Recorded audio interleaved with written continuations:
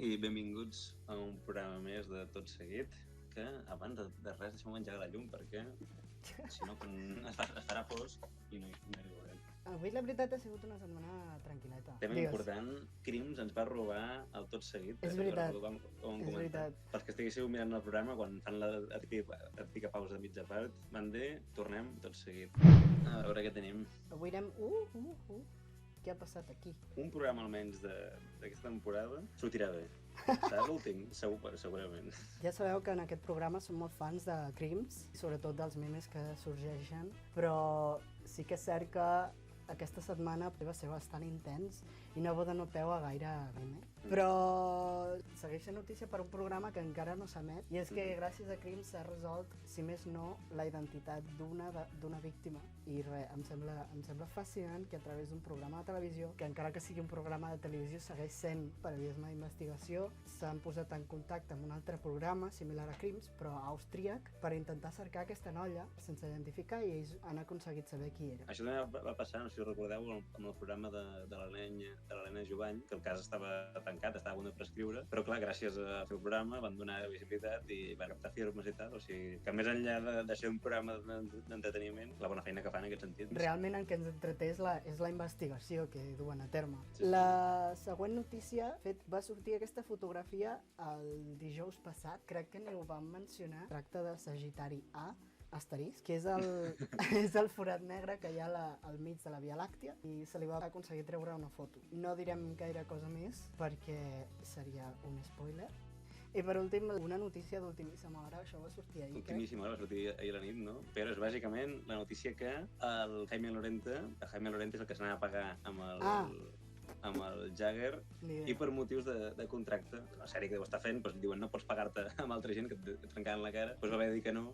I en el seu lloc tenim el David Bustamante, no? És el crossover més estrany que hem tingut últimament, i per això vam tuitejar en el pròxim episodi de Black Mirror. Jo trobava més salseante l'altre combat, perquè el segueixo més que no pas el Bustamante. És que qui segueix el Bustamante? No és per res, a dia d'avui. Tinc ganes de dir, mira que tampoc no deixa de seguir aquestes coses, però només per lo viral que es torna i per veure, sobretot, el Jagger dalt de l'escenari. Hauríem d'estar allà de corresponsals. Tu i jo ja tenim experiència en explicar coses que no tenim ni idea de què són. Efectivament. Estàvem dient que expliquem coses que no sabem què són, doncs aquí el Guillem ens explicarà de nou una cosa que no sap què és, d'Eurovisió. Vam posar, de fet, una enquesta. Qui hauria d'haver guanyat Eurovisió? Va guanyar Moldova. Gràcies. Vull que expliquis què és Eurovisió. Jo sóc un eurofan, però el Guillem no l'és. Me n'adono jo que fent aquests programes que no estic al tanto de res, del que passa en general, saps? O sigui, Eurovisió és el que comentàvem la setmana passada, crec que m'han parlat també per damunt, que Eurovisió per mi és el que passa això, que és com la final de la Champions, que arriba i dius, ja? En plan, si va ser fa 2 dies l'última vegada. Sí, com si. Què és Eurovisió? Doncs, a veure, el nom ho diu bastant, no? Països europeus d'Europa seleccionen un cantant, o varis, per enviar-los a participar en un talent show, entre cometes, una competició de cantar. I això, no sé quants participants hi ha, ara faig un clic ràpid i tot. Hi ha 26 participants d'això d'Europa i de fora d'Europa, pel que tinc entès, també. Sí, òbviament, perquè sí, això, hi ha països de fora d'Europa. Però bueno, que es diu Eurovision perquè poden. Et trec d'aquest patiment, no et preocupis. Perfecte. Hi ha una qüestió que és que no sé si gaire gent sap, que Eurovisió, bé, si ets eurofan sí que ho saps, però si no, doncs potser no. Espanya, Itàlia, França, Alemanya i Inglaterra entren a la final sí o sí. Els altres països es sotmeten a una semifinal. Llavors sempre hi ha molta controvèrsia si un dels països que ha entrat sense haver de jugar la semifinal aconsegueix un lloc potent. I bé, després hi ha la controvèrsia de sempre de no volem balades, volem cançó d'Eurovisió. I per això m'agrada que la gent hagi votat a la nostra enquesta a Moldova. Eurovisió es descriu així. La gala és pel drama. La votació és política. Un repàs ràpid sobre els concursants. Aquest era el d'Anglaterra. Jo el defineixo com un hippie d'una secta que creu que vindrà la nau nodriza i se'ls emportarà al sèptim cel. Sincerament, em flipa l'estil de paio, però... Després tenim a un altre que, la veritat, també podria haver guanyat perfectament.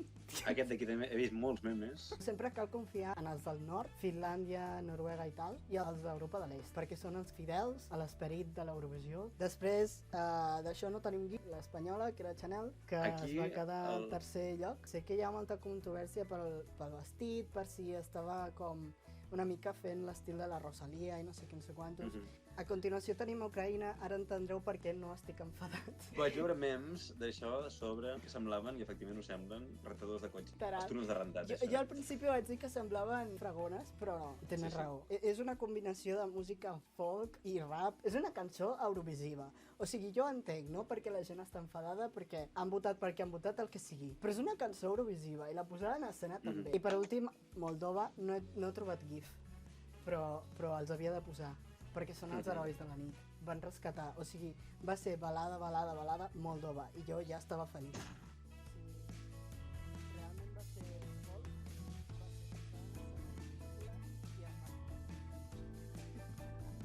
M'estan apagant el llum. El Guillem està passant per un tornado ara mateix. Dic, jo tampoc no tinc opinió sobre això, perquè al final dic, no ho miro, però l'Anna diu que la meva única opinió d'Eurovisió és que mentre no guanyi França tot bé. La mig comparteixo. Tenim aquí a la Sara, copiem, enganxem i aquí la tindrem. La desmuntejo. I aquí la tenim. Ara sí. Doncs això, tenim a la Sara, una de les persones que hi ha darrere la revista Namaka, que, bueno, com fem sempre, millor que nosaltres dir qui ets, digues tu mateix com et defineixes, qui ets. Molt bé. Doncs jo soc la Sara Molina i soc l'editora de... Un moment, sisplau. Perdó. Aquí, com sempre, No pateixis. problemes del directe. No, ja està. No. És que si us tinc, us escolto en doble i és una mica un infern. Vale. Però continua. Ja està, perdona. Segueix. Sí, endavant. Cap problema. Us deia que sóc la Sara Molina, sóc l'editora de la revista Namaka, que és la revista que parla sense tabús a la canalla. És una revista que va néixer el 2017 i que ja portem uns quants anyets i la nostra idea és divertir molt a la canalla i parlar de temes que realment importen i val la pena tractar en família o a l'escola. Molt bé. Així com a resum ràpid. Exacte. Temes com... Sí que és cert que, més enllà de parlar directament amb la canalla sobre temes, és una mica com donar peu, no?, a parlar i donar vocabulari a les escoles i les famílies per parlar dels temes, no? Temes com quins?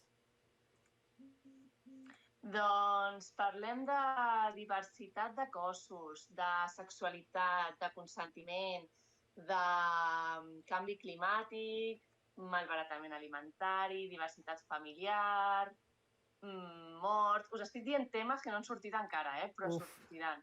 Spoiler. Alguns ja han sortit, però alguns sortiran. Salut mental, etc. Molt bé. Això, més o menys, per quina edat està pensat, més o menys, parlar sobre aquests temes? Sí, nosaltres tenim la revista pensada per nens i nenes d'entre 6 i 11, que és el cicle de primària. Sí que és veritat que tenim zones més petonetes i d'altres més grans, però al final per una mica de la família o la duresa de la nena. Hi ha més petitons, grans, que per exemple fan la compartida. Llavors, doncs amb la família és la que acompanya, no?, aquesta lectura i tot el que passa a la revista. I hi ha casos que tenim nens i nenes que són més grans perquè els consideren interessant encara la revista i els hi enganxa. Però nosaltres la tenim pensada pel cicle de primària de 6 a 11. Jo he de dir que quan vam parlar amb Namaka ens van enviar un parell de números. Jo me'ls vaig llegir amb la meva mare i vam dir a què ens subscrivim nosaltres. Sí, més pels passatemps i per com... Mira, us ensenyem, ho tenim muntat perquè veieu una miqueta com més per dins. Mostrem si d'això, la dels cossos, per ser la que... Pots parlar una mica per què aquest número ha estat tan especial? Sí, tant. Aquest és molt especial i a més, no sé, a mi és una revista que ens ha donat moltes alegries. És la revista que va donar peu a aquest tipus de temes. Perquè nosaltres fins al desembre passat, que és quan es va publicar aquesta revista, parlàvem d'aquests temes, però inclosos dintre de la revista d'una manera com més velada, no d'una manera tan directa. I llavors al desembre vam dir, ostres, estem parlant a la revista de diversitat, som una revista molt inclusiva, abracem la diferència, però no s'acaba de notar del tot. O t'hi fixes molt, o sigui, o ets molt lector namaquià o potser una persona que ve de fora no ho veu, això. Algú que no ens conegui massa no ho veu. I llavors vam dir, vale, doncs anem a fer una aposta clara per una nova línia editorial, que és aquesta, de parlar de temes potents, de temes que interessen, i a veure què. I aquesta revista va ser la primera revista d'aquest canvi. I va funcionar superbé, és la revista que més hem venut a nivell individual. Nosaltres venem moltes subscripcions, però també es poden comprar revistes sueltes i en aquest cas és la revista que més hem venut de totes perquè va agradar moltíssim, va connectar molt amb la gent. I per això jo me l'estimo especialment. És molt xula. Sí, és una de les primeres vegades que vam trobar això, no? Aquesta representació de cossos nus, no? En portada, a més. I de tot tipus. Sí, de tot tipus i sense això. De tot tipus, sí. Sense fer-ne un tabú. I a més amb un estil gràfic molt atractiu fins i tot pels adults i amb activitats, o sigui, m'encanta la part en què es parla sobre la fecundació com si fos la creació d'una estrella en una galàxia i és molt divertida, la veritat. I en fi, Això que deies abans, que fins i tot per adults, no? És veritat que, clar, nosaltres quan busquem informació per crear la revista, nosaltres, sobretot amb aquests temes, intentem sempre tenir alguna entitat o persona especialista en el tema que estem tractant, perquè són temes delicats i a vegades controvertits i, evidentment, nosaltres no som especialistes de tot. Nosaltres som especialistes en contingut infantil, però hem de buscar la informació. I nosaltres aprenem molt fent la revista, perquè hi ha moltes coses que desconeixem. I com nosaltres, molts adults, que hi ha coses que evidentment no et planteges, no te les has trobat a la teva vida quotidiana, el que sigui. I sí que és veritat que aquest comentari que ha fet el Daniel abans, és que me'l trobo molt a sovint. Jo com a adult també aprenc amb la revista, perquè hi ha coses això, que et sorprenen, que no les coneixies. Jo no trobo que serveix com a eina, no? He sentit abans que anomenàveu el tema de l'escola, no? Que també fan servir en certes escoles, si ens pots explicar una mica el tema, però trobo això, que és com una eina per algun pare o fins i tot això, per alguna escola que no sap com explicar-ho, és com l'eina, entenc jo. És una mica l'objectiu que busca la revista. Jo crec també perquè és això, dona vocabulari. Moltes vegades ens falta aquest vocabulari a les converses. Llavors, trobar aquest vocabulari allà exposat en bonic i amb dibuixos i que t'ho expliquen senzill, doncs dona peu a que ja sé com explicar això al meu nen o a l'escola, etc. Clar, a vegades la canalla et ve amb unes preguntes que primer que venen així com de sorpresa i segon, que a vegades són molt complicades de respondre. I és això, l'objectiu de la revista és donar peu a aquestes converses que a vegades s'han de tenir o està bé tenir-les, però no saps ni com començar o no saps respondre la pregunta que t'ha fet el nano o la nena. Llavors, doncs sí, és donar peu a això, a tenir converses a casa. I el tema de les escoles que em preguntaves abans és una miqueta el mateix, també. És veritat que a les escoles, sobretot en les hores de tutoria, o també a la biblioteca escolar, però sobretot a les hores de tutoria, molts docents es troben que a vegades han de tractar temes que, evidentment, ells tampoc són experts i no tenen per què ser-ho.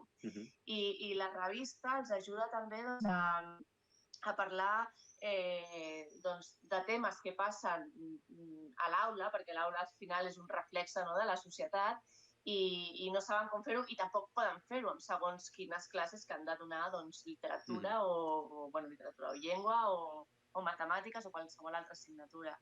I en aquest cas, la revista ajuda al personal docent, a les escoles, també a tractar aquests tipus de temes sense cap mena de tabú, d'una manera molt natural i connectant molt amb la canalla, que al final és l'objectiu de la revista. Els temes són molt xulos, però si nosalles no els hi apropem, connectin amb les emocions, amb la seva realitat, doncs tampoc fem res. Ens preguntàvem pel xat quina ha estat la inspiració pel nom. De fet, això també és una cosa que nosaltres mateixos no sabem i volíem preguntar. Sí, exacte, també anàvem a preguntar el mateix. És la gran pregunta, Namaka és una lluna molt, molt petita que gira al voltant d'un planeta, també molt, molt petit, un nanoplaneta que es diu Haumea. I això existeix, de veritat, es va descobrir fa relativament pocs anys i ho va descobrir és un telescopi de... Ostres, ara... El Hubble. No m'agradaria equivocar-me, però crec que de Granada i se li va posar aquest nanoplaneta i aquesta lluna, se li va posar Haumea al planeta i Namaka a la lluna. I la lluna és com una lluna així molt boja, perquè com té una òrbita tan... El planeta és tan petitet, va superràpid i va tot allà la lluna. Sí, és veritat, es veu com... Va agradar el nom. Com, perdó? Es veu com un òval, la lluna. Ah, vale, sí, per internet, sí. Vale, sí. I a més...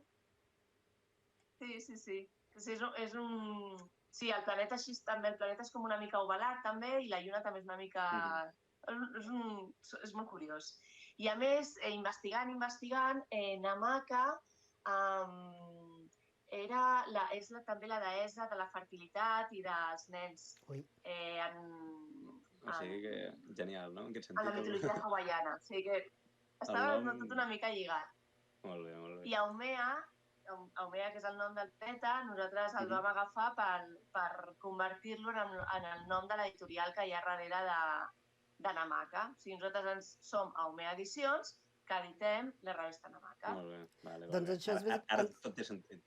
Això ens ve perfecte per la següent pregunta. Tot té sentit, ara.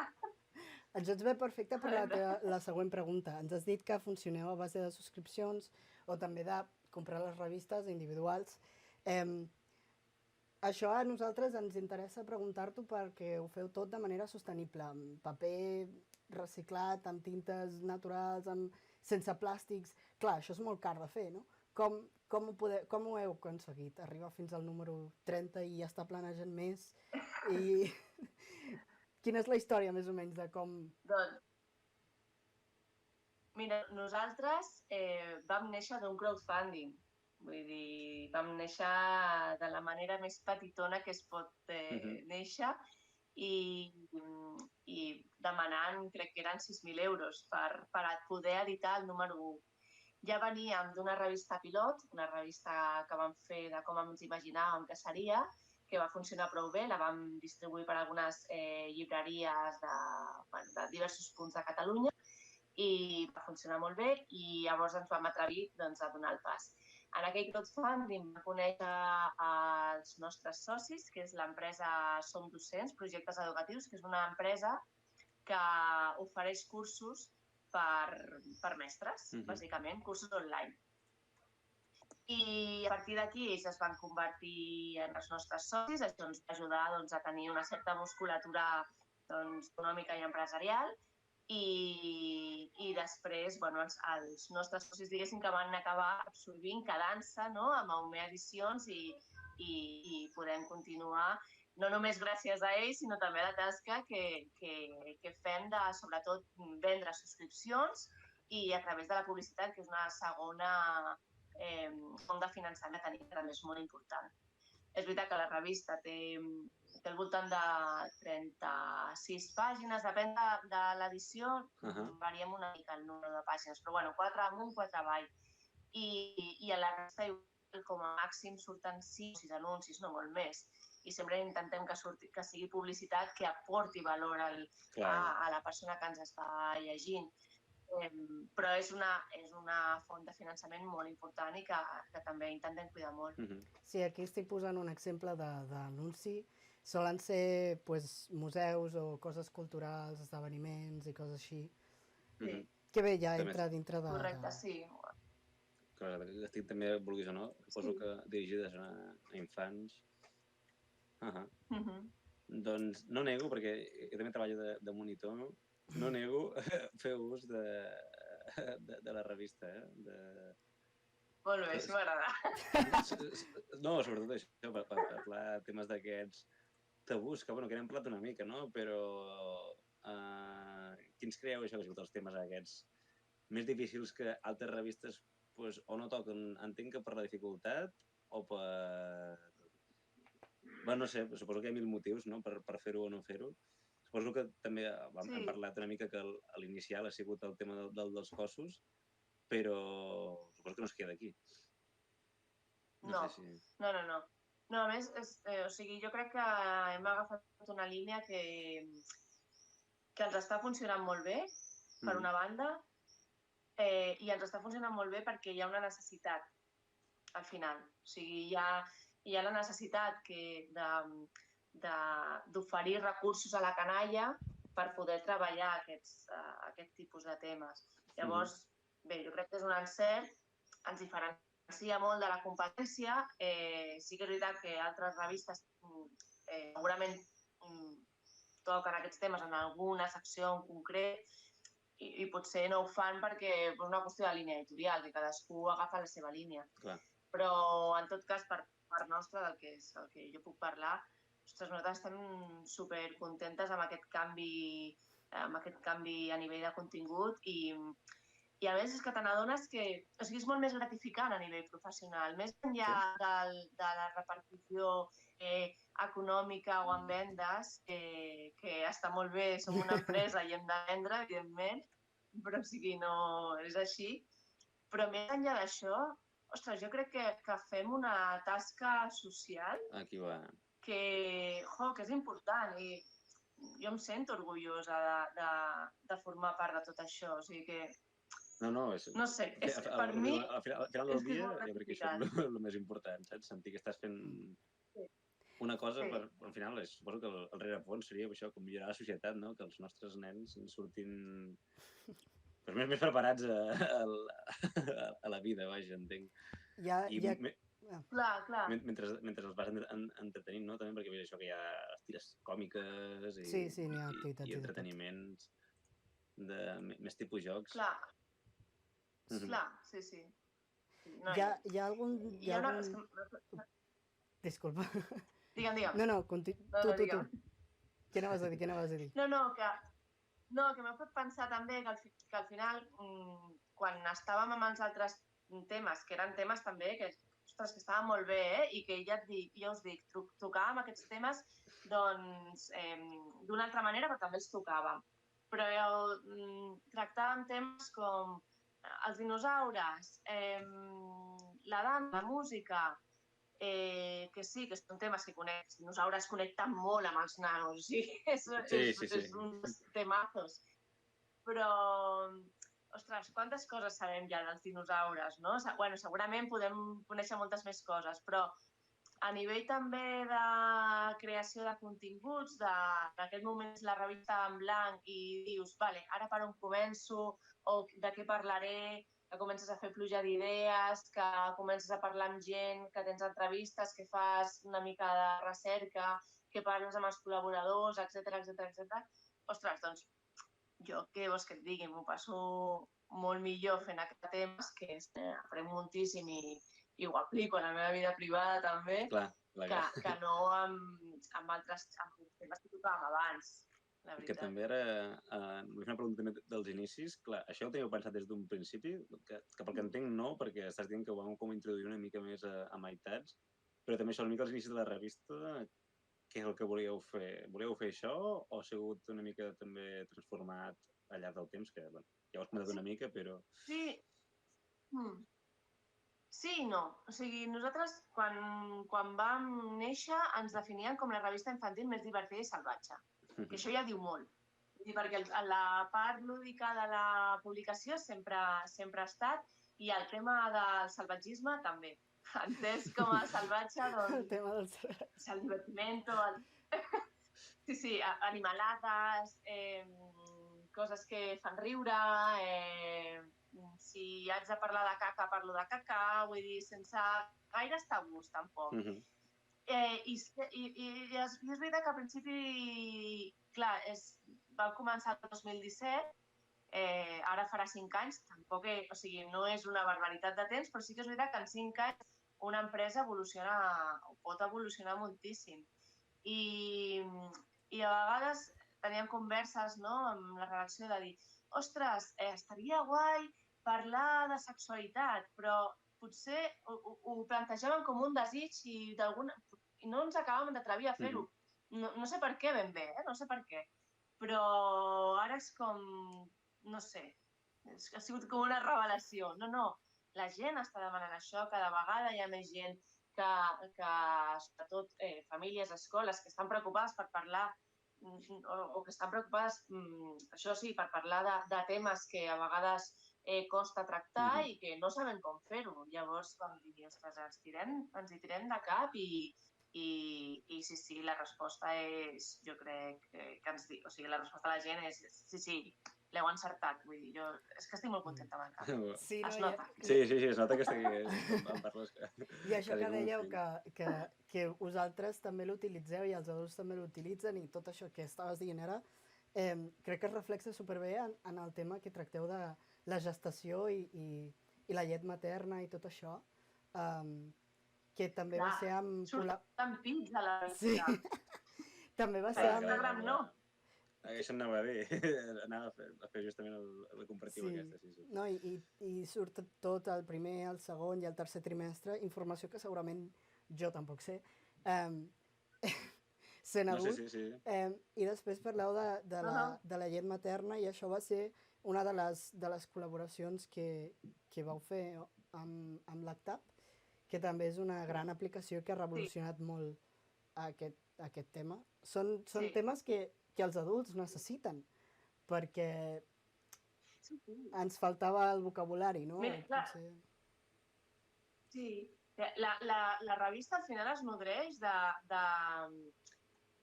del viscut les persones que estem al darrere, ni més ni menys. Al final és com quan escrius un llibre, els referents, no? El que tu has viscut, el teu univers, és el que et serveix com d'inspiració.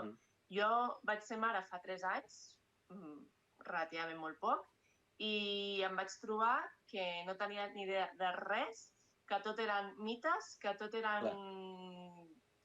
com molt dramàtic i tot era horrible. Sí. Ningú m'havia avisat. El tema dels mites trobo que és, això sobretot trobo jo que és genial la feina en aquest sentit, saps? Digues. Clar, i per mi era... I llavors, per exemple, aquesta secció que surten pits i surten com... Crec que és si no estic equivocada, un verdader fals. Has de trobar 2 afirmacions que són falses i la resta són verdaderes. Sí.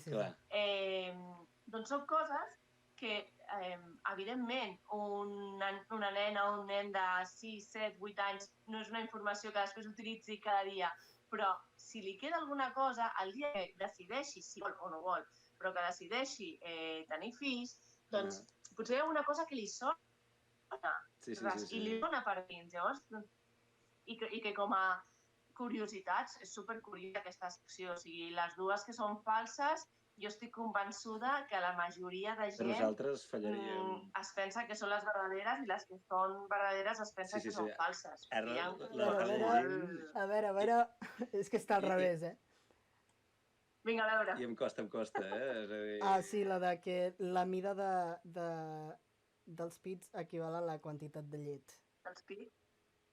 Aquesta és la falsa, no entenc? Sí, aquesta és la falsa, aquesta és la falsa. Però això és molt típic. I ja està. Però, per exemple, si la mare està malalta, la llet canvia la composició per protegir la criatura, entenc que aquesta és verdadera, no en tenia ni idea, saps? Per exemple, t'explota el cap, O sigui, Sí, i amb coses increïble que dèiem que això els explicava als nens, o sigui, flipant. Sí. Que la llet pot ser verda, taronja, blanca, això també és veritat. Mira, exacte, aquesta més que hagués dit jo que estava malament, curiós, sí. I per això, sobretot pel tema aquest que diem tabú, al final, no? Que encara a dia d'avui, de mamà, encara és mig tabú en certs entorns o certs llocs. Sí, no, genial, en aquest sentit que això també trobo, ara que ja ho havies dit abans, però que m'estic adonant ara que, fins i tot això, els pares que compren aquesta revista estan com empoderant ells mateixos i agafant eines d'això. Sí, i a l'última revista, crec que és l'última és la de la Pau, també tracteu el tema dels refugiats, per exemple, que és un tema potser que és complicat d'explicar, no? I fins i tot per explicar una miqueta la guerra i els conflictes està Guernica, i o sigui, això, com historiador arqueòleg em va agradar molt veure Guernica allà posat, i heu col·laborat amb ACNUR i, en fi, ho feu de nou, és com un puzzle, hi ha molta gent, llavors has d'anar veient què fa cada persona i en fi, dona tota la informació. Que parlant de gent també, no sé si ho has dit, de quantes persones esteu treballant en el projecte? O quantes persones esteu darrere d'això, més o menys? Fixes, són 3 persones darrere la Namaca.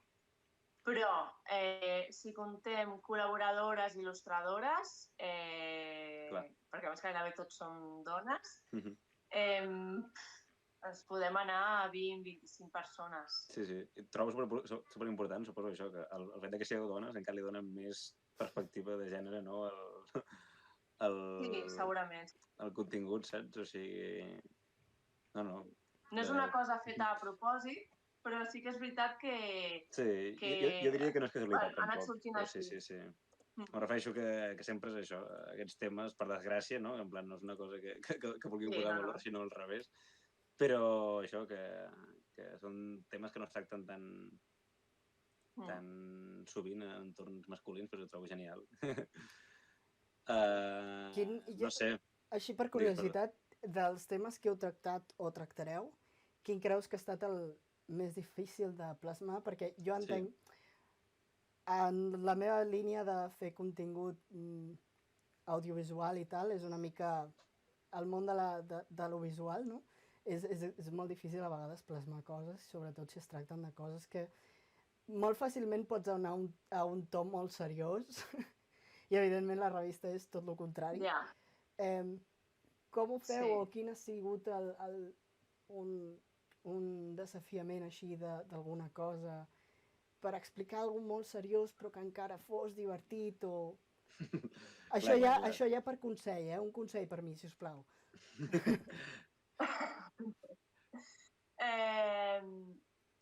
A veure, una temàtica de revista de les que hem tingut fins ara, que és aquesta que és diversitat de cossos, la de la Pau, la de...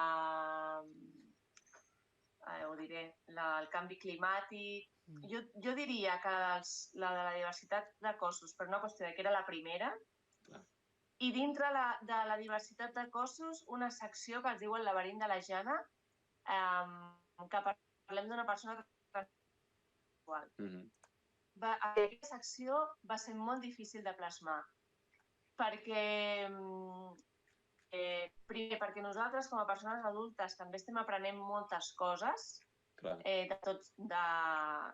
les persones transsexuals, que, pel que dèiem abans, o sigui, no hem de saber de tot i moltes vegades se'ns ha amagat tanta informació que tenim informació esbiaixada. Clar, llavors, o no tant que hem d'aprendre coses, sinó que hem de desaprendre moltes altres coses, que crec que això és el gran repte de quan toques temes així, desaprendre moltes coses que has après malament i que t'han ensenyat malament, moltes vegades segurament sense cap mena de mala fe, però allà queda.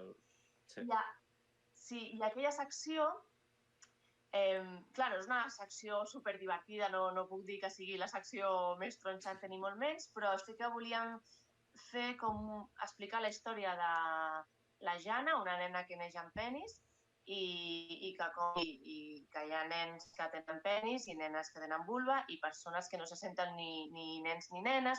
Però clar, si penses aprofundir en aquest tema, ostres, és tan complexa, i passar del complexa a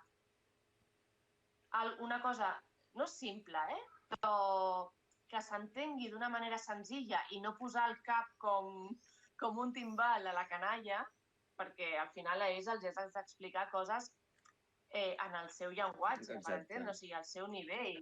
No, tampoc pots començar a parlar o a parlar del gènere, del sexe i de... Exacte, quan encara potser no saben què és. I aquestes accions va costar molt, donar moltes voltes. El que vam intentar va ser sobretot, més enllà d'entendre què és la transsexualitat, volíem transmetre el missatge de l'important aquí és el respecte i que tothom es respecti, o sigui, tu respectar l'altra persona i que se senti d'una manera o se senti d'una altra no és cap mena de problema, no hauria de ser. Sí. I llavors això, el respecte va ser com una mica la guia de tota aquesta secció. Però va ser molt difícil d'escriure. Jo crec que has donat en un punt que jo també trobo molt important i que sempre m'intento recordar a mi mateix.